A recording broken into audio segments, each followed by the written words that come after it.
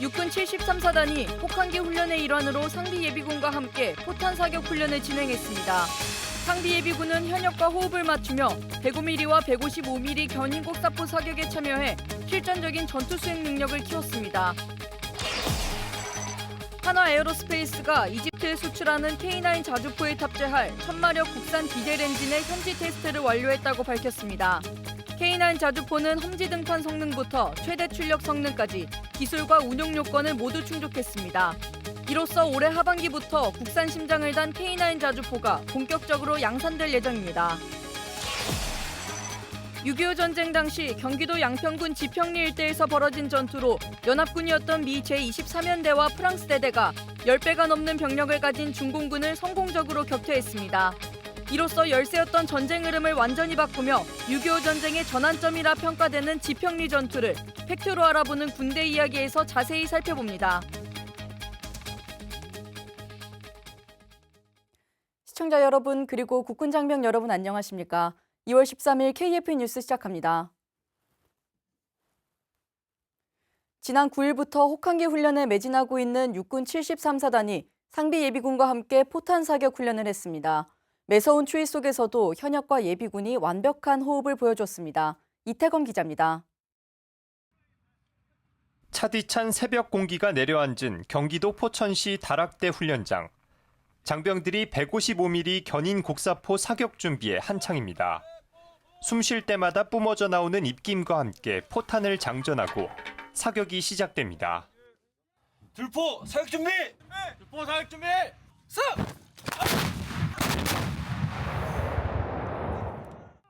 예비역 대위가 방앗끈을 당기자 포탄이 발사되고 수킬로미터 밖의 표적에 정확히 명중합니다.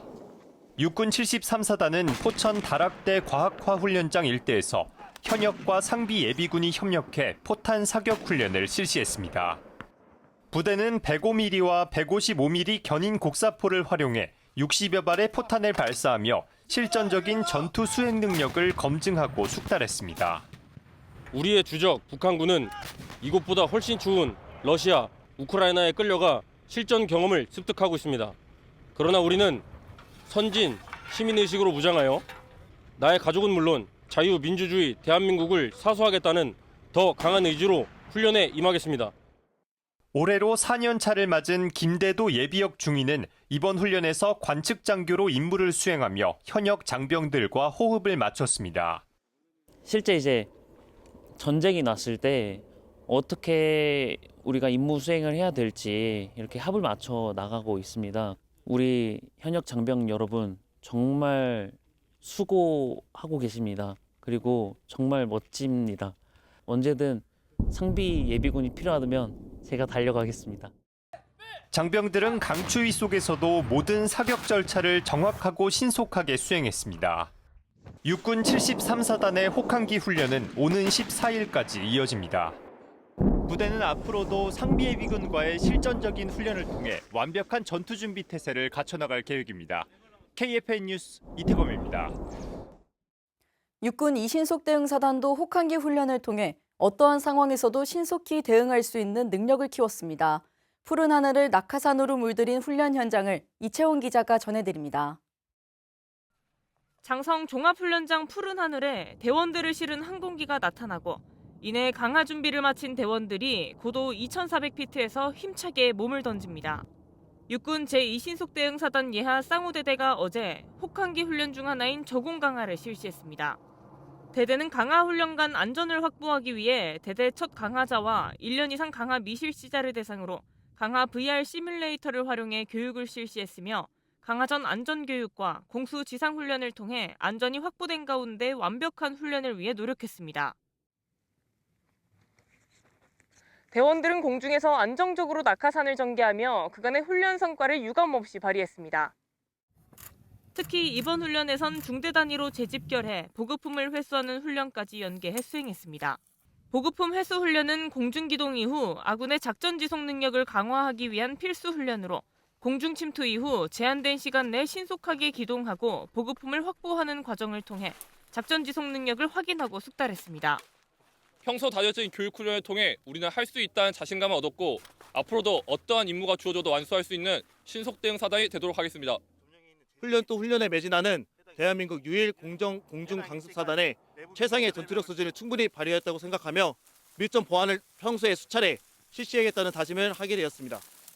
한편 사단은 혹한기 훈련 마지막 날인 14일 천호대대의 포탄 사격을 끝으로 훈련을 마무리할 예정입니다. KFN 뉴스 이채원입니다. 한화 에어로스페이스가 2023년 하반기부터 작년 12월까지 진행한 K9 자주포 엔진의 내구도 테스트를 최근 성공적으로 완료했다고 밝혔습니다. 중동 큰손인 이집트에서 엔진까지 국산화된 K9 자주포를 양산하는 사업에 청신호가 켜졌습니다. 송민아 기자입니다. 13일 하나 에어로스페이스에 따르면 중동에서 K9 자주포의 시험 주행이 최근 성공적으로 마무리됐습니다. 중동 큰손인 이집트를 포함한 국내외 사막과 산악 등 다양한 환경에서 10,000km 이상 주행하면서 요구되는 기술과 운용 요건을 모두 충족한 겁니다. 한화 에어로스페이스는 지난 2022년 2월 이집트 정부와 2조 원 규모의 K9 자주포, K10 탄약 운반차, 그리고 K11 사격 지휘 장갑차 등 패키지 계약을 체결한 바 있습니다. 하지만 K9 자주포에는 해외 면허로 생산된 엔진이 탑재되면서 엔진 개발사 측 국가의 허가를 받기 까다로운 중동과 같은 일부 국가에 수출하는 데에는 제약이 있어 왔습니다. 이번 테스트가 완료됨에 따라 올해 하반기부터 이집트 현지에서 국산 엔진을 장착한 K9 자주포가 본격적으로 양산될 예정입니다. 그동안 한화 에어로스페이스는 새롭게 만든 국산 엔진을 기존 K9 체계에 통합하기 위해 1년여 동안 베테랑 조종수들을 투입해 주행 테스트를 진행해왔습니다. 조종수 4명이 매일 번갈아가며 100km씩 주행하는 강행군을 펼친 만큼 이집트가 중동 방산 수출의 마중물이 될 것으로 기대되고 있습니다. 이집트 K9 계약의 공급이 본격적으로 시작되는 등 국내외 수주 잔고를 바탕으로 성장세를 이어갈 것으로 기대하고 있습니다. 방위사업청도 이번 지상전력의 부품 국산화와 함께 첨단 항공엔진 국산화에도 적극적으로 나서 자주 국방은 물론 향후 수출 확대를 통한 방산 수출 생태계를 활성화해 나간다는 계획입니다. KFN 뉴스 송민아입니다. 최상목 대통령 권한대행이 도널드 투르크 폴란드 총리와 공조통화를 갖고 두 나라 사이의 방산협력 방안을 논의했습니다. 최 권한대행은 통화 자리에서 한국은 국방과 안보 분야에서 최적의 전략 파트너가 될 수 있을 것이라 말했다고 기획재정부는 밝혔습니다.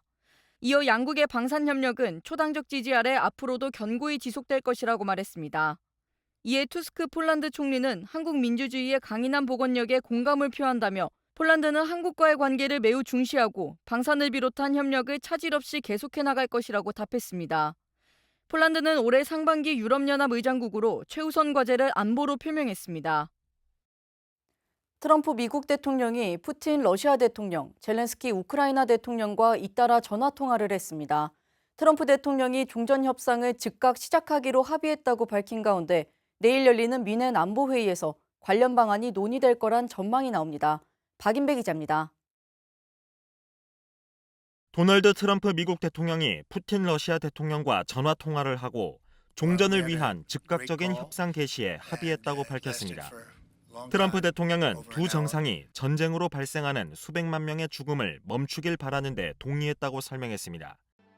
러시아 정부도 두 정상이 1시간 반 동안 통화하면서 평화적인 해결 방안을 의논했다고 밝혔습니다.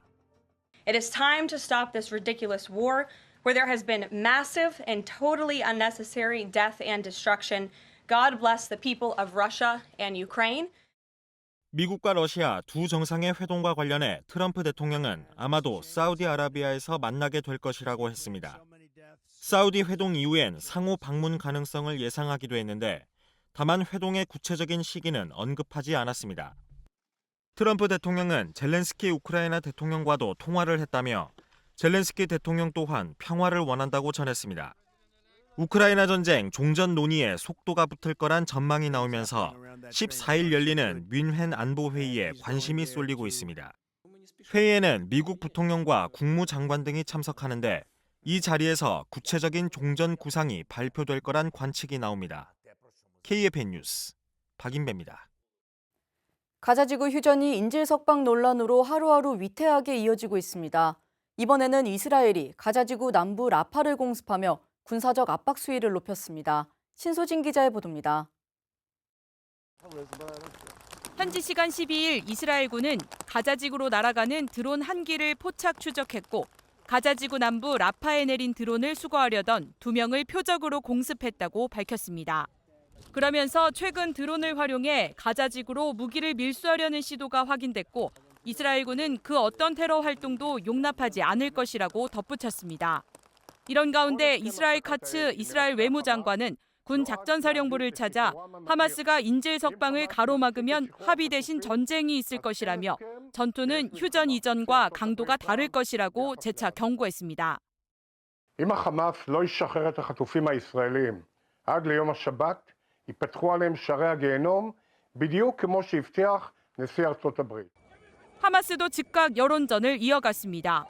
하마스는 같은 날 하젬 카셈 대변인 명의 성명에서 휴전 합의를 계속해서 어기는 것은 이스라엘이라며 합의를 지키지 않으면 오는 15일로 예정됐던 인질은 풀려나지 않는다고 재확인했습니다. 아랍권 신문 아샤르크 아라우사트에 따르면 하마스 군사조직 알카 3여단은 대원들에게 전쟁 당시처럼 휴대전화기 전원을 끄고 은신하도록 명령했습니다. 양국 사이에서 휴전 협상을 중재했던 카타르와 이집트 등 중동 국가들은 합의가 파기될 위기를 해결하고자 미국과 접촉하는 등 팔을 걷어붙이고 있지만 인질 석방 시한부 선고에 중동 지역의 긴장은 여전히 고조되고 있습니다. KFN 뉴스 신소진입니다. 다음 소식입니다. 일본이 최신의 호위함인 모가미 함정 노시로를 오는 17일부터 4월 3일까지 호주에 파견한다고 밝혔습니다. 일본의 최신의 호위함 위상을 높이려는 의도로 풀이됩니다. 김효진 기자의 보도입니다. 교도통신과 NHK 같은 현지 언론에 따르면 나카타키 겐 일본 방위상이 12일 기자회견을 통해 해상자에 대해 기술 향상, 호주 해군과의 협력 강화를 위해 노시로를 호주에 보낸다고 밝혔습니다. 그러면서 호주와 인도태평양 비전 실현을 위해 함께하는 것이라 강조했는데 현지 언론은 호주의 호위함 도입 계획을 염두에 둔 것이라 풀이했습니다.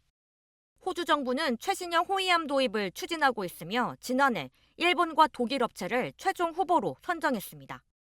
미쓰비시 중공업이 생산하는 모가미형 호위함은 기존 호위함의 절반가량인 90명으로 운영할 수 있고 기뢰 제거 능력을 갖춘 점이 특징입니다.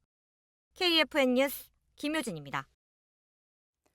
북한이 미국인들의 명의를 도용해 정보기술 분야 원격 근무를 진행한 것으로 드러났습니다.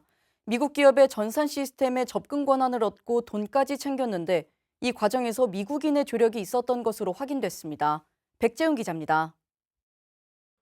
미국 애리조나주에 거주하고 있는 미국 국적의 크리스티나 마리 체프먼이 북한의 작전에 가담했다고 미국 법무부가 현지 시간 11일 밝혔습니다.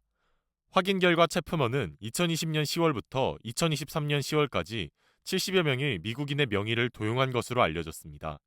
이후에는 미국 기업 300여 개의 IT 분야 원격 근무 일자리를 얻을 수 있도록 도왔으며 공범들과 함께 기업들로부터 1,710만 달러 규모를 받아 챙겼습니다. 이 금액은 한국 돈으로 248억 원가량인 것으로 드러났습니다.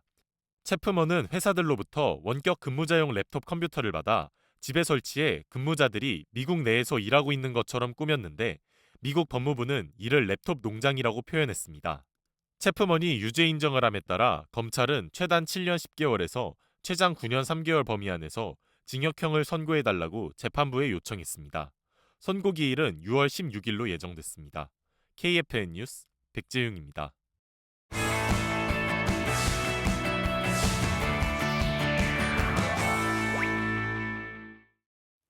장병들의 경제관을 확립하고 다양한 혜택을 전달하기 위한 코너, 경제야 군대 가자 시간입니다. 오늘은 군복무 중 대학 원격 강좌 학점 취득 지원 제도에 대해 알아보겠습니다. 김은별 기자입니다. 새학기가 성큼 다가온 2월입니다. 새학기의 설렘도 있겠지만 한편으로 장병들은 전역 후 학교 생활이나 진로에 대한 고민이 이만저만 아닐 것 같은데요. 그런데 군 내에서도 장병들이 대학교 수업을 온라인으로 수강하고 또 수업료를 80% 지원받을 수 있다는 사실 알고 계셨나요? 오늘 경제야 군대 가자에서는 군복무 중 대학 원격 강좌 학점 취득 지원 제도에 대해 알아보도록 하겠습니다.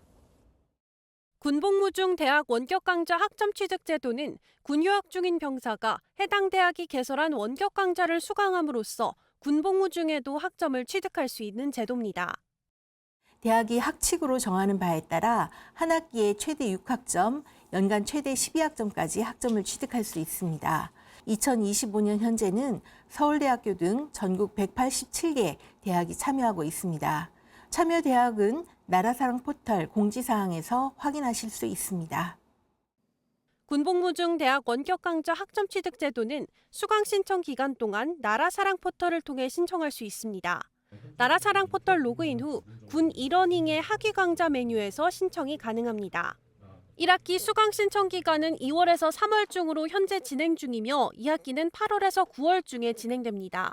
하지만 대학별로 기간이 상이해서 자신이 소속한 대학의 수강 신청 일정에 대한 확인이 필요합니다. 국방부에서는 수강료의 80%와 수강 신청 수수료 11,000원을 지원하고 있습니다. 예를 들어 수강료가 20만 원인 강좌를 수강한다면 수강료의 80%인 16만 원과 수강 신청 수수료 11,000원 전액을 합한 17만 1,000원을 환급받을 수 있습니다. 1학기 수강료는 6월 중에 환급될 예정입니다. 지원 제도는 군복무 중 학점을 취득하고 수업료를 80%나 지원받는 만큼 큰 인기를 끌고 있습니다. 수강료 지원이 처음 시작된 2019년에는 수강 신청 건수가 15,000건 정도였는데 지난해에는 3만여 건 이상으로 2배 이상 증가하고 있습니다. 실제 이번 학기 수강 신청을 진행한 병사들을 만나 제도에 신청한 계기에 대해 들어봤습니다. 2년 동안 군 휴학 기간에 공백이 생각보다 클 것 같다고 느껴졌고 그런 공백을 대학 학점 취득 제도를 통해서 채울 수 있을 것 같다라고 느껴져서 관심을 갖게 되었습니다. 생각보다 지원 과정이 어렵지 않다는 점, 그리고 군대에서도 학업을 이어나갈 수 있다는 점, 그리고 수업료도 상당히 많이 지원을 받을 수 있다는 점 등이 큰 메리트라고 생각을 하여 지원을 하게 되었습니다. 지난 학기 지원 제도를 활용한 병사들 그리고 이번 학기에 활용할 병사들은 군복무 중 학점 취득 수업료를 지원받음으로써 자기 개발을 하고 미래를 설계해 나가는 데 도움을 받을 수 있을 것이라고 답했습니다. 이번 기회에 좀 많은 자유교양들을 미리 들어놓는다면 후에 수강할 과목에 대한 부담이 많이 줄어들 거라고 생각을 합니다.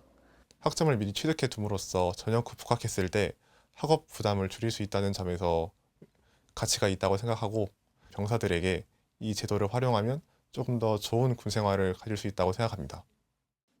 군복무 중 대학 원격 강좌 학점 취득 지원 제도를 통해 장병들이 자기 개발뿐만 아니라 전역 후의 미래의 기반을 더 탄탄하게 다질 수 있는 계기가 되기를 바랍니다. KFN 뉴스 김은별입니다. 이어서 팩트로 알아보는 군대 이야기 시간입니다. 이번 시간엔 경기도 양평군 지평리에서 유엔군이 중공군과 맞서 승리한 전투로 6.25 전쟁의 전환점이라 평가되는 지평리 전투에 대해 알아보겠습니다. 팩트로 알아보는 군대 이야기입니다. 오늘은 6.25 전쟁 중에 벌어졌던 전투를 들려드릴 건데요. 이 전투는 6.25 전쟁 당시 아군에게 불리했던 전황을 완전히 뒤바꾼 전투입니다. 국군과 유엔군은 인천 상륙작전의 성공을 발판으로 압록강, 평양을 거쳐서 강계 인근까지 점령했습니다. 아군의 승리로 전쟁이 끝날 거라 확신했던 그때 예기치 못한 복병이 등장했는데요. 바로 중공군이었습니다. 중공군의 인해 전술에 밀려서 남쪽으로 후퇴만 거듭하던 절체절명의 위기를 맞이했습니다. 유엔군이 한반도 철수를 고민했을 정도로요. 이런 상황에서 전황을 180도 바꿔놓은 전투가 바로 지평리 전투입니다. 지평리는 중앙선 철도가 지나가는 보급 요충지인 동시에 교통의 요충지였습니다. 지리적인 위치도 아주 중요했는데요. 지평리를 중심으로 서쪽에는 서울이 있고 북쪽에는 중부 전선의 중요한 축선인 춘천과 연결된 홍천이 있습니다. 만약에 지평리를 중공군이 점령하면 서울의 측방이 노출되기 때문에 아군이 절대로 서울로 진출할 수가 없게 되는 거죠. 서울을 확보하기 위해서 반드시 사수해야 하는 지역이었습니다. 아군 병력은 미 2사단 23년대 전투단으로 프랑스 대대를 포함해 5,600명 정도였는데요. 이들은 10배가 넘는 중공군을 상대해야 했습니다. 중공군에 비해 병력이 턱없이 부족했던 아군은 치밀한 전술로 전투를 대비했습니다. 지평리는 주변이 높은 산으로 둘러싸인 분지라서 사주 방어에 유리한 지역이었습니다. 분지의 산들을 담장처럼 연결해서 천혜의 원형 진지를 만들 수 있었던 거죠. 그런데 문제는 산이 전체를 감싸는 완벽한 원형이 아니라 가운데 구멍이 뻥 뚫려 있었습니다. 여기가 여기가 중공군의 진격로였습니다. 아군은 전투 경험이 풍부한 프랑스 대대를 배치해서 방어력을 강화했고 국군도 2개 소대 병력이 참전해서 용감하게 싸웠습니다. 1951년 2월 13일에 지평리에서 전투가 시작됐습니다. 박격포가 아군 진지로 끝없이 날아들었고 사방에서 중공군이 횃불을 들고 포위망을 좁혀왔습니다. 파도처럼 밀려드는 중공군 공격을 당해내기에 아군 병력은 턱없이 부족했지만 아군은 절대 물러서지 않았습니다. 전 화력을 집중해서 진지 주변에 빈틈없이 탄막을 구성했고 포 한 문당 250여 발을 발사할 만큼 위력을 발휘했습니다. 중공군은 프랑스 대대가 방어하는 진격로를 뚫기 위해 끈질기게 공격했습니다. 이에 프랑스 대대 장병들은 일제히 화력을 집중하며 진지를 박차고 나가 중공군을 닥치는 대로 쓰러뜨렸습니다. 기세에 눌려 혼란에 빠진 중공군은 도망치기 바빴습니다. 사흘간 치열한 전투를 치른 아군에겐 더 이상 버틸 힘도 탄약도 남아있지 않았습니다. 이때 아군을 돕기 위해 지평리로 진격한 부대가 있었는데요. 바로 크롬베즈 특수임무부대였습니다. 2월 15일 오전 7시 M46 전차 1개 중대와 M4A3 전차 2개 소대, 총 20대 전차가 사방에서 쾅쾅 포를 쏘아대며 지평리로 돌격했고 공중에서는 항공기가 엄호하고 있었습니다. 크롬베즈 부대의 과감한 돌진으로 사기가 저하된 중공군이 철수하기 시작했고 20분도 채 되지 않아 중공군은 공격을 중지하고 퇴각했습니다. 이 전투에서 아군은 50여 명이 전사했고 250여 명이 부상을 입은 반면에 중공군에선 5,000명이 넘는 사상자가 발생했습니다. 국군과 유엔군이 지평리 전투에서 승리하면서 중공군 4차 공세를 저지할 수 있었고 서울을 재탈환하는 데 이어 38도선 일대를 다시 확보할 수 있었습니다. 미군, 프랑스군, 국군이 협력해 구축한 방어체계와 끝까지 진지를 사수하려는 투철한 군인 정신 그리고 지휘관들의 냉철한 판단과 리더십 덕분에 지평리 전투에서 승리할 수 있었습니다. 유엔군 깃발 아래 미군과 프랑스를 비롯한 22개 나라 장병들은 이름도 몰랐고 심지어 어디에 붙어 있는지도 몰랐던 대한민국을 위해서 6.25 전쟁에 참전했습니다. 이들이 총포탄이 빗발치는 전장을 한치의 주춤도 없이 용감히 누볐던 이유는 자유와 평화라는 숭고한 가치를 지키기 위해서였습니다. 대한민국의 지평리 전투를 비롯해 수많은 전투에 참전했던 영웅들의 피와 땀으로 일궈진 나라라는 것을 절대 잊지 말고 꼭 기억했으면 좋겠습니다. 지금까지 팩트로 알아보는 군대 이야기였습니다. 이어서 오늘의 국방단신 전해드립니다. 육군 전투준비안전단이 2025년 안전모니터링단을 모집한다고 밝혔습니다. 안전모니터링단은 국민 누구나 지원 가능하며 영상과 웹툰, 카드뉴스 등 콘텐츠 제작 능력을 보유한 지원자는 가산점을 부여합니다. 안전모니터링단은 다음 달 12일까지 지원자를 모집하며 오는 4월 발대식을 시작으로 12월까지 육군 야전부대를 방문해 안전진단에 참여할 예정입니다. 해군 군수사령부 함정기술연구소가 함정기술 연구개발 성과 발표회를 열었습니다. 행사는 지난해 함정기술 연구 결과를 공유하고 함정 운용과 정비 연구 소요를 발굴하기 위해 마련됐습니다. 발표회에서는 기뢰 제거를 위한 함정 소해 장비와 탄약 정비 공정 등 11개 함정기술 분야 과제가 논의됐습니다. 방위사업청이 2025년 국외조달 수리보속에 대한 입찰 공고를 국방전자조달 누리집에 게재했다고 밝혔습니다. 올해 국외조달 수리보속 규모는 총 1,088개 품목 988억 2천만 원 규모입니다. 주요 품목으로는 육군 AH-1S 코브라 공격 헬기와 500MD 정찰형 헬기, 해군 잠수함과 공군 수송기 부품 등이 있습니다. 입찰 공고 기간은 다음 달 24일까지입니다.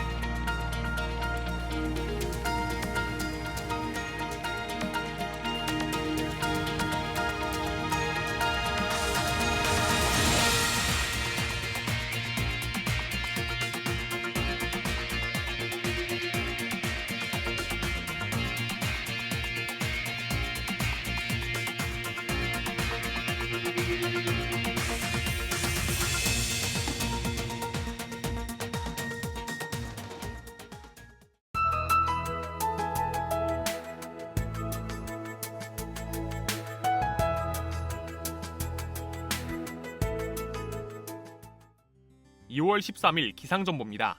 오늘은 날이 반짝 춥겠습니다. 밤사이 찬 공기가 내려왔기 때문인데요. 어제 같은 시각보다 7도가량 낮습니다. 자세한 날씨 알아보겠습니다. 오늘은 전국적으로 바람이 강할 텐데요. 오전까지는 해안가를 중심으로 더욱 거세게 몰아치겠습니다.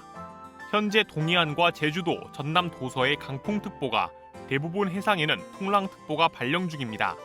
찬바람 덕에 오늘 공기는 무척 깨끗하겠고 하늘도 맑겠습니다. 내일부터는 온화한 서풍이 불며 기온이 크게 오를 텐데요. 일요일까지 서울 낮 기온이 10도 안팎을 보이겠습니다. 당분간 하늘도 맑겠습니다. 내일 아침 최저 기온은 서울 영하 1도, 원주 영하 10도가 예상되며 한낮 최고 기온은 서울 영상 10도, 부산은 영상 11도로 예상됩니다. 작전 기상입니다. 항공작전은 해안과 산지에 강풍으로 인해 무인기 작전에 영향이 있겠으며 해상은 높은 파고로 인해 남해는 오전까지, 동해는 종일 작전 제한 예상됩니다. 주간 기상 전망입니다. 향후 대체로 맑은 날씨가 이어지겠습니다. 토요일 아침에는 내륙 일부 지역에 안개가 예상됩니다. 토요일 오후부터 전남, 경남 이남으로 강수가 예상되며 일요일 오전에 점차 그치겠습니다. 다음 주엔 동해상으로 눈이 수요일 야간까지 이어지겠습니다. 이상 공군 기상단 제공 기상정보였습니다. 이것으로 KFN 뉴스를 마칩니다. 시청해주신 여러분 고맙습니다.